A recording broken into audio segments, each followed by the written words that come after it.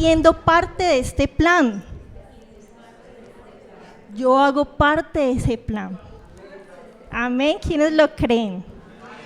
Y como lo cantamos ahorita, yo soy la ofrenda. Esa canción es hermosa, ¿ya la habían escuchado?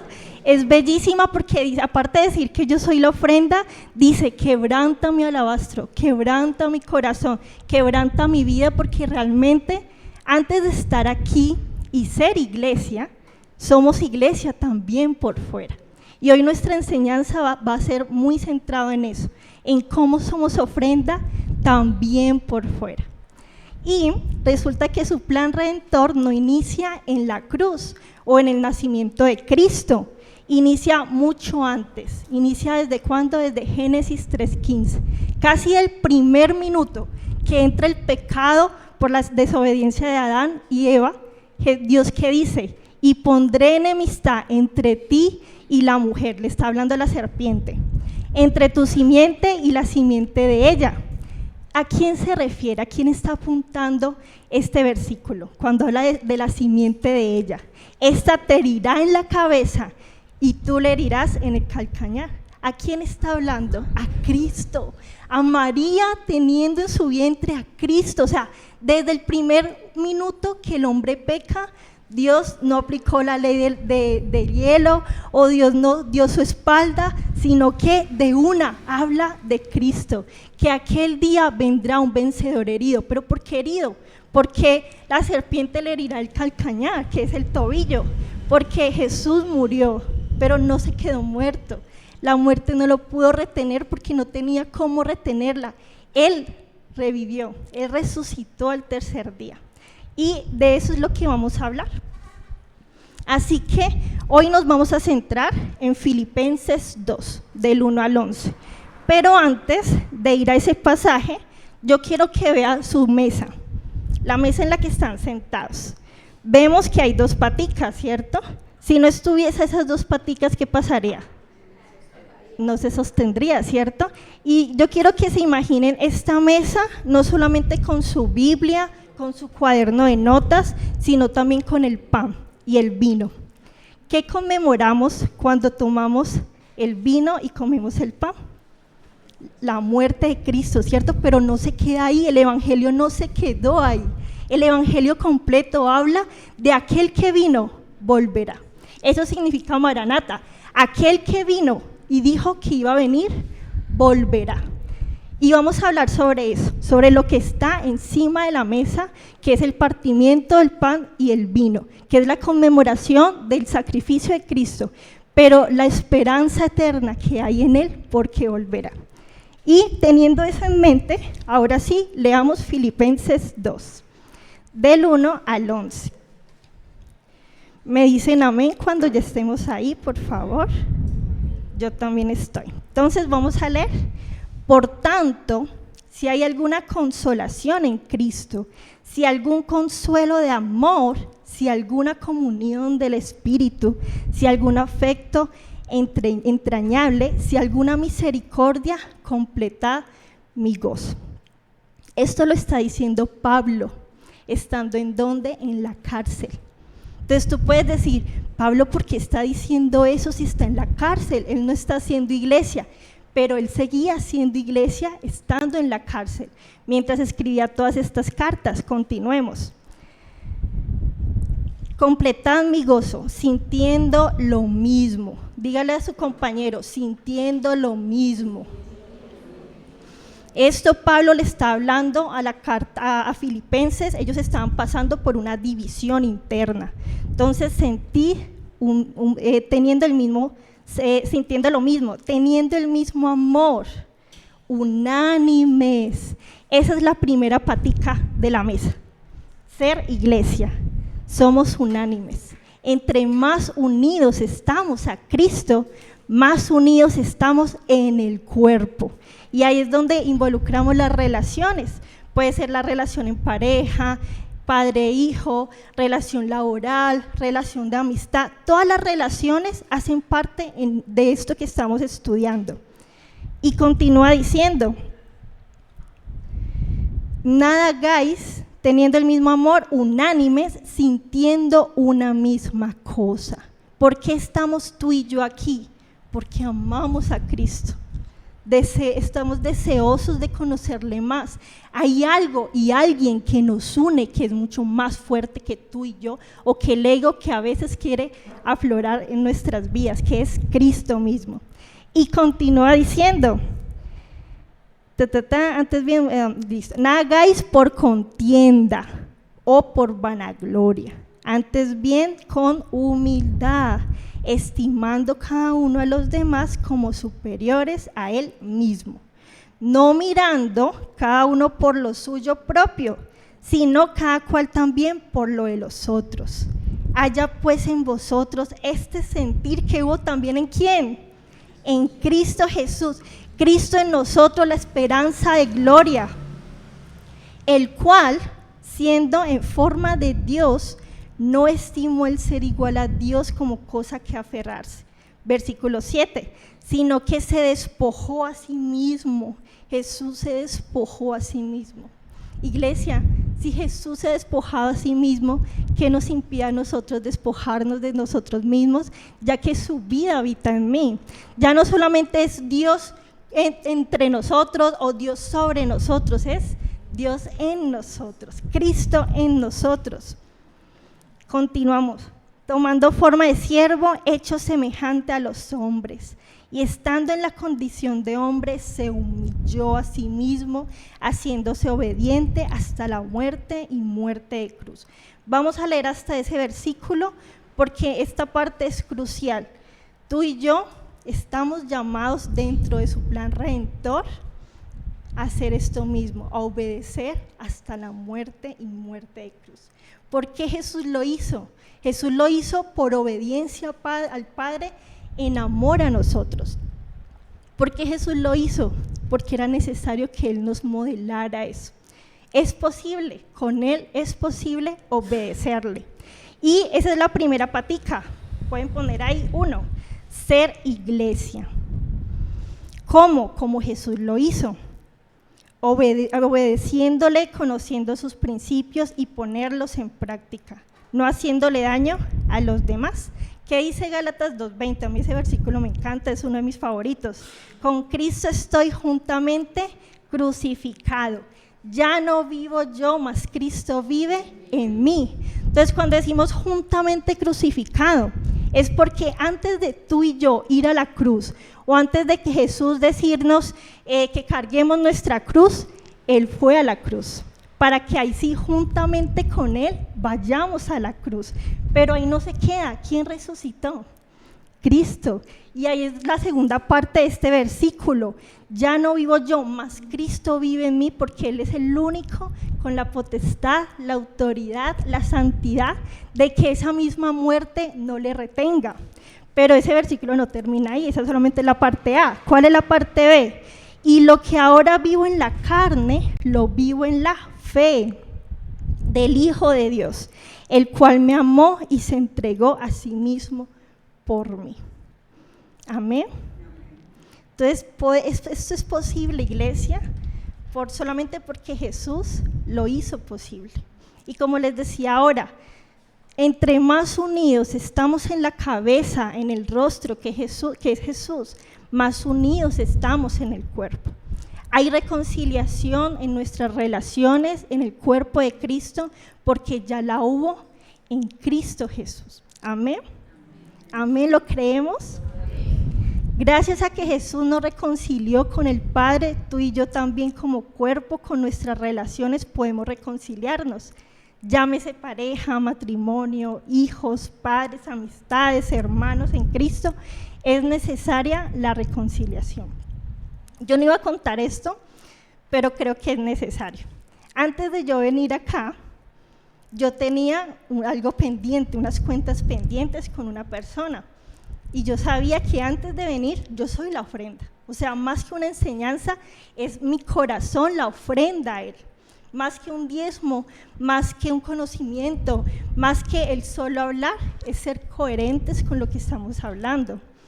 Y Dios, anoche que yo estaba copiando y terminando de pulir la enseñanza, Dios me reorgullece eso, de que hey, tú eres la ofrenda. tus enseñanzas son valiosas, todo lo que tú haces en el trabajo es valioso, todo lo que tú haces, pero tú ¿por qué lo haces? Porque antes de hacer, yo soy. ¿Sí me hago entender? Tú y yo somos la ofrenda de Cristo. Y somos la ofrenda porque ya Cristo fue la ofrenda y ya santificó el altar. Y antes de estar aquí, yo sabía que tenía que saldar esa cuenta. Y yo estaba dudosa, bueno, lo hago, no lo hago después, Y una amiga me escribió, mi amiga me escribió y me dijo, Nata, es necesario que hagas eso. Y esto lo digo porque la primera patica es ser iglesia. Tú y yo podemos conocer mucha verdad. Tú y yo podemos sabérnosla todas, entre comillas, pero necesitamos andar en cuerpo. Necesitamos los unos a los otros, porque a pesar de que esa persona te diga lo que ya tú sabes, es un ánimo y es saber que tú no estás solo en la lucha. Tú no estás solo en la lucha. Dígale al compañero, tú no estás solo en esta lucha. Estamos juntos en esto. Estamos juntos en esta lucha. Y hay tanta esperanza en eso. Aparte de que Cristo habita en mí, hay otras personas en pro de lo mismo, en pro de crecer en Él, en pro de amarle, en pro de ir a las calles y realmente ser una evidencia de Cristo. En Romanos dice, la tierra gime por la manifestación de los hijos de Dios. ¿Dónde están los hijos de Dios? Henos aquí. Henos aquí para hacer tu voluntad. Henos aquí para realmente vivir lo que Pablo decía estando en la cárcel. O sea, para mí estos versículos significan demasiado, porque ¿quién no se aburre en una cárcel? ¿Quién no se deprime? La depresión, la ansiedad. ¿Quién no vive todas estas situaciones en una cárcel, siendo apedreado, siendo vituperado, siendo maltratado por los soldados romanos? Y aún así Pablo les escribe, no solamente escribió una carta, escribió 13 cartas, de las cuales están registrados, y habrá muchas más que no se registraron y que no han perdurado todos estos años. Estando en la cárcel, él escribió 4 cartas, y las 4 cartas son Efesios, Filipenses, Gálatas y Colosenses, y esas 4 cartas tienen un focus, y es la unidad. Constante Pablo decía, estén unánimes. Yo estoy en la cárcel por causa del evangelio, pero ustedes sigan siendo unánimes. Yo los tengo presente porque es a esto que me ha llamado Cristo, sean unánimes. Y ahí viene la segunda patica. Dígale al compañero, la segunda patica es que debemos de predicar el evangelio completo. Entonces la primera patica, estar unánimes en un solo sentir, como Cristo nos lo enseña. Y la segunda patica es mostrar, enseñar, evidenciar un evangelio completo. Y ahí, por favor, continuemos leyendo, desde el versículo 9, Filipenses 2, desde el 9. Por lo cual, Dios también le exaltó hasta lo sumo, y le dio un nombre que es sobre todo nombre. ¿Qué quiere decir eso, iglesia? Que el evangelio no termina, como les decía ahorita, el evangelio no termina en la cruz. El evangelio no termina en Cristo en nosotros. ¿El evangelio en qué termina? Sigamos leyendo. Para que en el nombre de Jesús se doble toda rodilla de los que están en los cielos y en la tierra y debajo de la tierra, y toda lengua confiese que Jesucristo es el Señor, para la gloria de Dios Padre. Amén, amén. Todo inicia en Él y todo termina en Él. Tu vida, mi vida, no gira alrededor de nuestras emociones, de nosotros mismos, es alrededor de Él. ¿Me están entendiendo? Es alrededor de Él. O sea, el evangelio no es un evangelio egocéntrico, el evangelio es un evangelio que el centro y el todo es Cristo mismo. Y yo que quiero hablarte sobre el gran regalo, tesoro del evangelio, es que Dios habita en nosotros, pero también estará entre nosotros, el cielo en la tierra, porque Él volverá. Desde el Génesis, desde el Pentateuco, Vemos cómo Dios saca al pueblo de Israel y durante 40 años su presencia está en medio de ellos por medio del tabernáculo, un poquito del cielo y la tierra. Hebreos lo dice como una sombra del cielo y la tierra. Luego más adelante en los Reyes, por el templo de Salomón, nuevamente es la misma estructura del tabernáculo, la presencia de Dios en medio de su pueblo. Luego más adelante en Jesús, la presencia de Dios en medio de su pueblo. Jesús es la imagen visible del Padre. Todo lo que existe aquí en la tierra, todo lo que subsiste, existe por medio de Él, en Él, por Él, para su gloria. Y ahora ese pedacito del cielo está en nosotros, pero va a llegar un momento de que no será un pedacito del cielo en la tierra, va a ser por completo el cielo en la tierra, Cristo reinando, Cristo volviendo como aquel león de Judá, aquel rey. Y con esto yo quiero decirles que vale la pena ser el primero en pedir perdón, vale la pena en morir a uno mismo, vale la pena en perseverar y construir relaciones, vale la pena vivir en pureza, vale la pena cuidar tus ojos, tus sentidos, tus pensamientos, vale la pena serte fiel y serle fiel a tu compañero de vida. Vale la pena, iglesia, porque Él es digno y ese es el evangelio completo. No es un evangelio que solamente Cristo me salvó y ya, y yo ya estoy salva y a esperar a que Cristo venga. No, tú y yo no solamente estamos esperando, hacemos parte de su venida. Y para ello, por favor, vamos a Mateo 28, 19 al 20. ¿Qué es la Gran Comisión? 28 del 19 al 20, que habla sobre, por tanto, id y haced discípulos, como bautizándoles en el nombre del Padre, del Hijo y del Espíritu Santo, como también enseñándoles todas las cosas que os he mandado. Y a medida de que hagan esto, yo estaré con ustedes hasta el fin del mundo.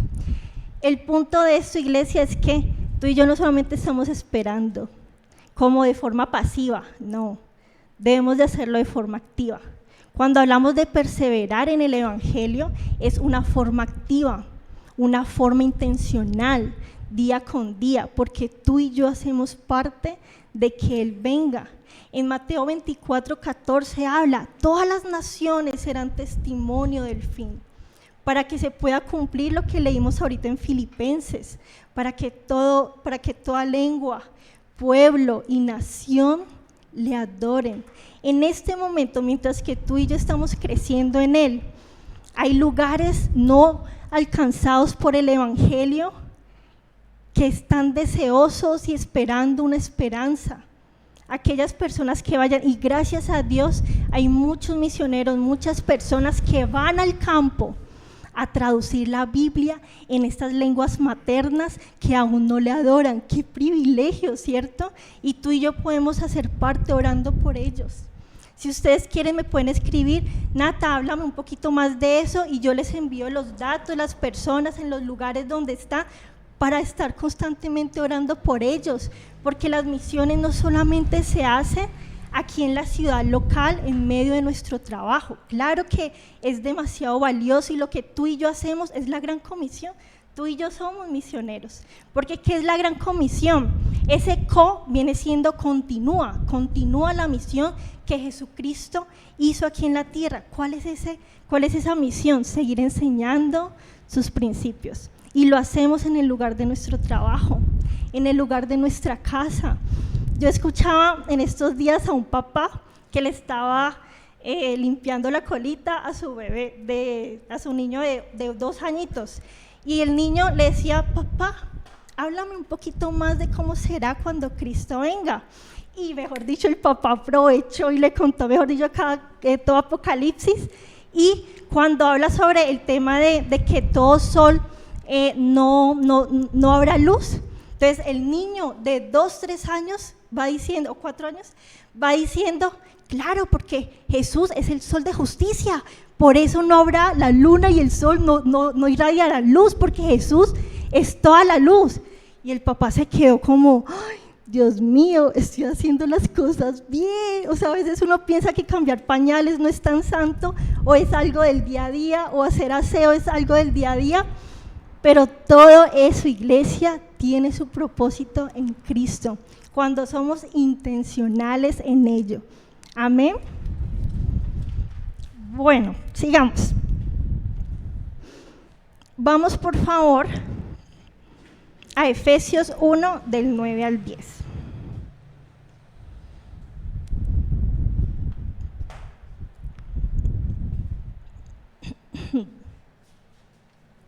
Y dice así, me avisan por favor si ya está.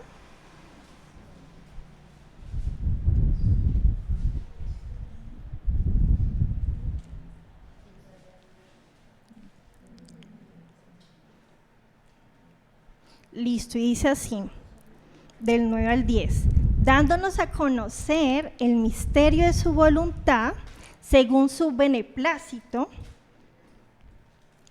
el cual se había propuesto en sí mismo, de reunir todas las cosas en Cristo en la dispensación del cumplimiento de los tiempos, así las que están en los cielos como las que están en la tierra. Iglesia, todo apunta a Cristo y somos reconciliados en Él. Miren que en el versículo 9 dice, dándonos a conocer el misterio de su voluntad.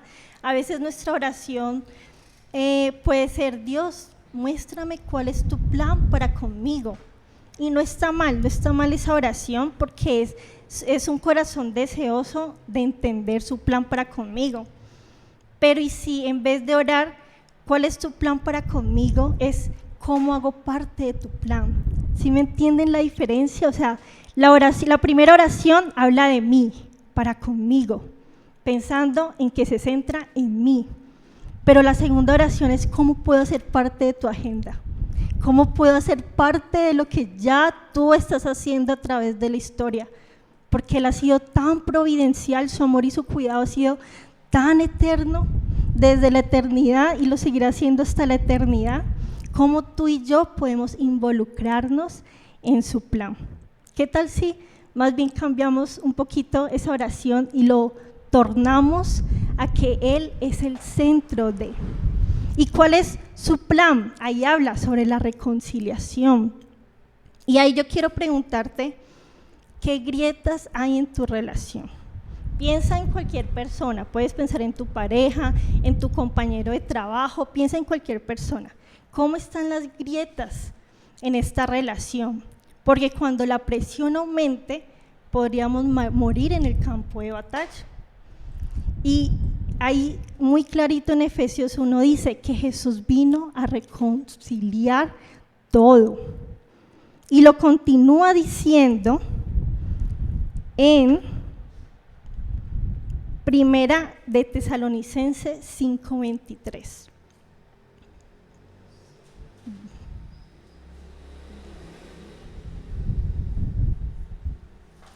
Cuando lleguen, por favor, me dicen amén. 5:23. Me dicen amén. Y el mismo Dios de paz os santifique por completo, y todo vuestro ser, espíritu, alma y cuerpo, o sea, de forma integral, sea guardado irreprensible para la venida de nuestro Señor Jesucristo. Irreprensible, ¿qué significa, Nata, irreprensible? Sin tacha, impecable, sin culpa. Obviamente esto es posible solamente porque Cristo lo hace posible en nosotros. Entonces yo aquí sacaba unos puntos como muy relacionales, porque como les comentaba al principio, no quiero que quede como algo abstracto, como solamente, ay sí, buena la enseñanza y ya, sino que darles como herramientas prácticas de cómo vivimos esto. Y aquí yo puse, en ocasiones somos irreprensibles en nuestra mala administración de tiempo y de dinero. A veces somos irreprensibles cuando no cuidamos nuestra salud. Y esa parte es mi talón de Aquiles. Pero Dios sí me sigue hablando también por medio de su palabra. A veces somos irreprensibles cuando trabajamos y crecemos en él, en el apego evitativo o ansioso, o cuando hay heridas por sanar, o cuando aún está ese perro muerto en el sótano de la casa y hacemos el aseo a todos los lugares, a la cocina, a la habitación, a la sala, y recibimos visita, pero sabemos que allá en el sótano hay un perro muerto que toca bajar, sacar, limpiar, y a veces nos duele porque son heridas quizás de hace muchos años que no queremos ni tocar, pero sabemos que es necesario sanar. Pero ¿sabes qué? Tú no bajas solo. Tú no bajas solo al sótano de tu casa.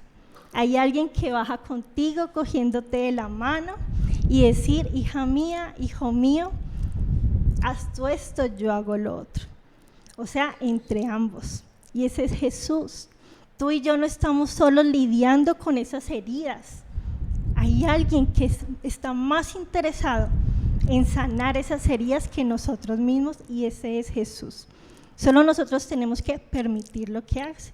Entonces, vamos a decir al compañero, si hay un perro muerto, hay que bajar a ese sótano con Jesús.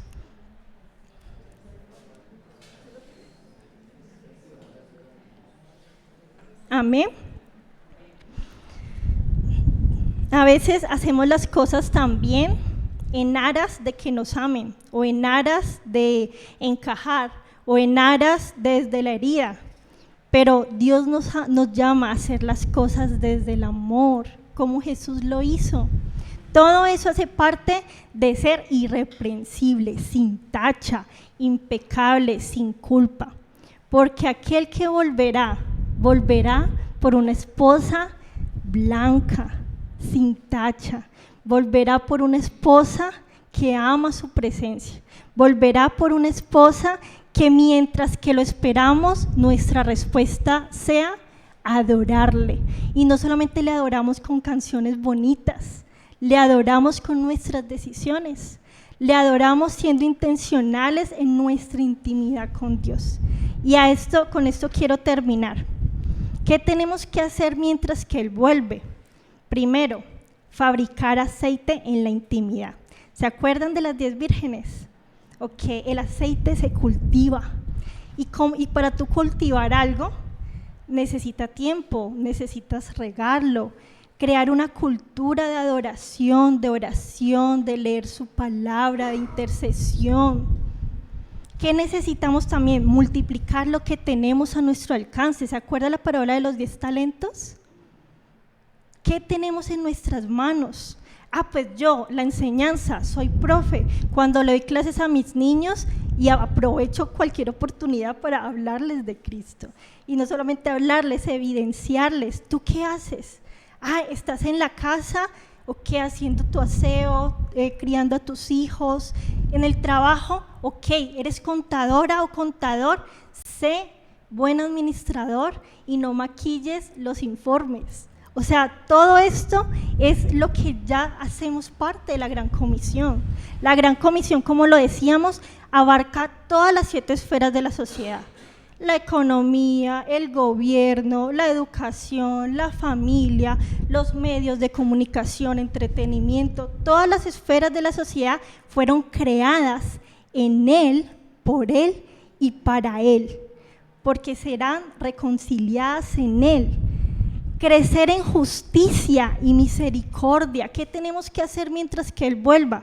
Crecer en justicia y misericordia. Miqueas 6:8, ¿qué dice? Yo ya te he declarado lo que es bueno y que pide Jehová de ti, solamente hacer justicia, amar misericordia y humillarte ante tu Dios. ¿Ustedes saben cuál fue el contexto de Miqueas? El contexto de Miqueas fue un contexto horrible, donde Israel y la nación de Judá, recuerden que se dividieron, se estaban comiendo a sus propios hijos porque estaban siendo sitiados por Asiria.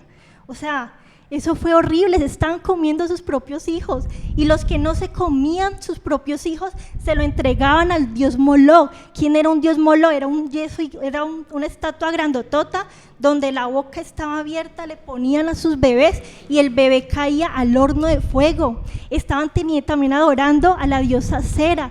Su adoración también era horrible. Les deseo que no lo escriban porque, para que guarden su corazón, pero era horrible. Y Miqueas estaba en ese momento y Dios les decía: hey, no vayan más al templo porque me lo están profanando. Llegaron hasta cierto punto de que ofrendían un cerdo, que ya saben que en ese contexto el cerdo era impuro, o sea, estaban profanando el templo. Y Dios les decía, también en Isaías les decía varias veces: no quiero más sacrificios, no quiero más holocaustos, que quiero justicia, que se amen los unos con los otros, que tengan un corazón de carne. Eso les decía constantemente Dios. Entonces, a veces tenemos una falsa seguridad cuando venimos a la congregación y pensamos que el que reza empata, y no es así, iglesia. El que peca reza empata, y no es así, iglesia. Tú y yo somos la ofrenda. Amén. Amén. Si estamos teniendo en algún área de nuestra vida una doble vida, este es el momento de que nos arrepintamos y volvamos a Él en santidad. Y ya para terminar, por favor, aquí yo les hacía una pregunta: ¿cuál es el llamado final de la fe? Está en 2 Timoteo 4, del 7 al 8. Cuando lleguen, por favor, me dicen.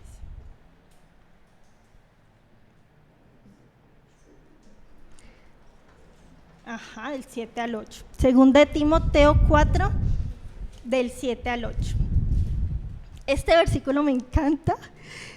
Aquí ya Pablo se estaba despidiendo.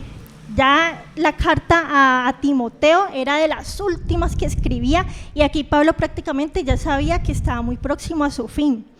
¿Y qué le dijo? Timoteo, he peleado la buena batalla.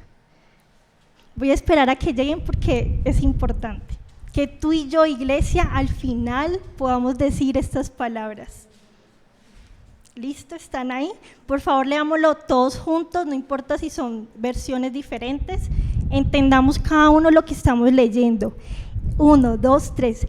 He peleado la buena batalla, he acabado la carrera, he guardado la fe. Por lo demás me está guardada la corona de justicia, amén, la cual me dará el Señor, juez justo, en aquel día. Y no solo a mí, sino también a los que aman su venida. Y mi pregunta para ti es: ¿tú amas la venida de Jesucristo? Entonces, que a lo último tú y yo podamos decir: uff, Dios, perseveré. Y cuando hablamos de perseverancia, no es algo pasivo, iglesia. No puede ser algo pasivo, tiene que ser algo activo, intencional, día con día. Recuerden lo de las vírgenes, tú y yo podemos tener mucho conocimiento y no lo tengamos temor al conocimiento. El conocimiento es rico, en abundancia, pero también es verdad que entre más conocemos, más Dios nos demanda. Pero también es verdad que entre más conocemos, más Dios nos demanda, pero más libertad hay. Tú y yo hoy salimos con muchas verdades recordadas, quizás algunas verdades nuevas, pero con el fin de ser proporcional a ese conocimiento, es decir, que nuestra vida diaria realmente sea proporcional, vivencial a ese conocimiento. No le temas a conocer a Cristo, eso es maravilloso, es hermoso. Entre más lo conozco, más me doy cuenta lo mucho que me falta. Y yo sé que a ustedes también les pasa lo mismo. Entre más lo conocemos, nos damos cuenta, cuánto nos falta, pero también cuánto enamorados nos hace estar en Él. Su rostro es hermoso y su cuerpo también es hermoso, porque nuestra hermosura, nuestra belleza viene de aquel que habita en mí, de aquel que me ama. Y termino Terminemos leyendo Apocalipsis 22. Ya les digo desde qué versículo.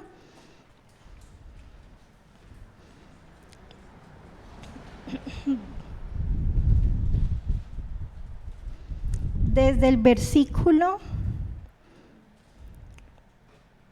12, por favor.